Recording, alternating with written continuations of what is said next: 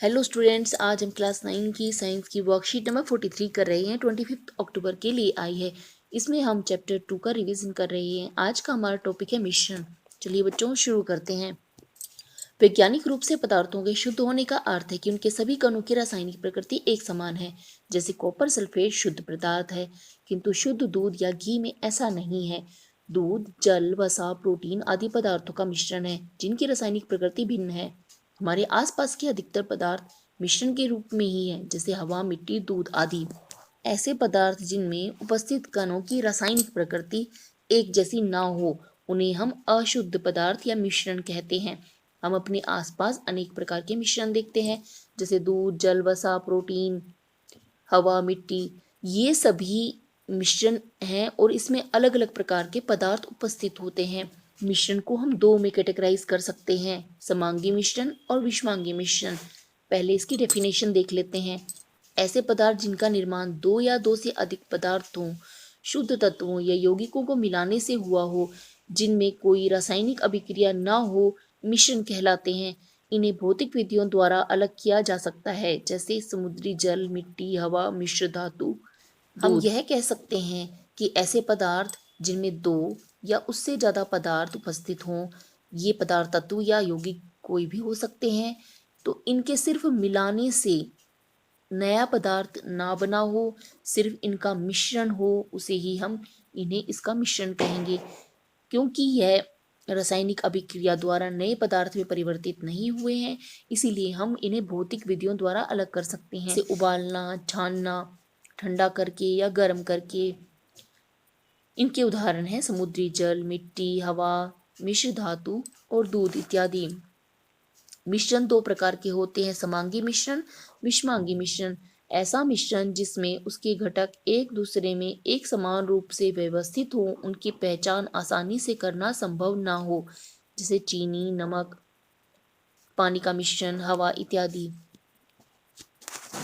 मिश्रण दो प्रकार के होते हैं, समांगी। समांगी को आप समझ सकते हैं समान अंग, या फिर जो भी पदार्थ इसमें मिले हुए हैं वो इस प्रकार घुल गए कि हम उसके अंगों को अलग अलग पहचान नहीं सकते।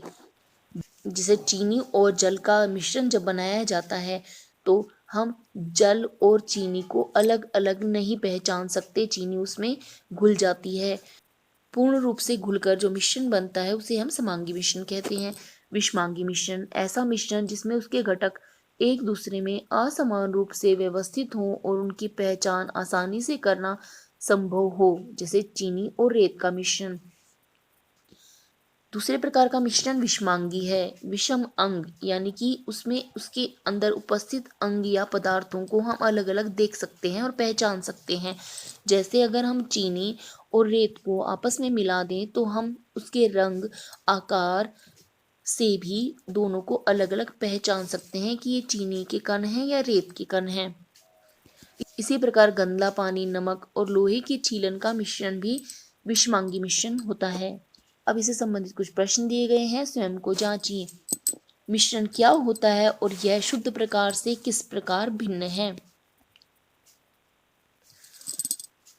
शुद्ध पदार्थ के अंदर उसके अंदर उपस्थित सभी कणों की रासायनिक प्रकृति एक समान होती है, जबकि मिश्रण में रासायनिक प्रकृति भिन्न भिन्न होती है। यह प्रश्न 1 का उत्तर है। समांगी मिश्रण विषमांगी मिश्रण से किस प्रकार भिन्न है, उदाहरण सहित बताइए। समांगी मिश्रण ऐसा मिश्रण है जिसके घटक एक समान रूप से मिले हुए होते हैं और उनकी पहचान आसानी से करना संभव नहीं होती। विषमांगी मिश्रण ऐसा मिश्रण है जिसके घटक असमान रूप से मिले हुए होते हैं और उनकी पहचान आसानी से करना संभव होती है। समांगी मिश्रण के उदाहरण हैं चीनी, नमक आदि का पानी में मिश्रण, और चीनी और रेत का मिश्रण विषमांगी मिश्रण का उदाहरण है। दिए गए उदाहरणों को समांगी और विषमांगी मिश्रणों में विभाजित कीजिए। चौक और मिट्टी का मिश्रण, यह विषमांगी मिश्रण है। आटे और पानी का मिश्रण विषमांगी मिश्रण है। सोडा वाटर समांगी मिश्रण है और मिश्र धातु भी समांगी मिश्रण है। दूध किस प्रकार का मिश्रण है, समझाइए। दूध एक ऐसा मिश्रण है जो देखने में तो समांगी लगता है, लेकिन यह विषमांगी मिश्रण होता है, क्योंकि जब इसे गर्म करते हैं तो इसमें से वसा और मलाई या इसका मक्खन आसानी से अलग हो जाते हैं।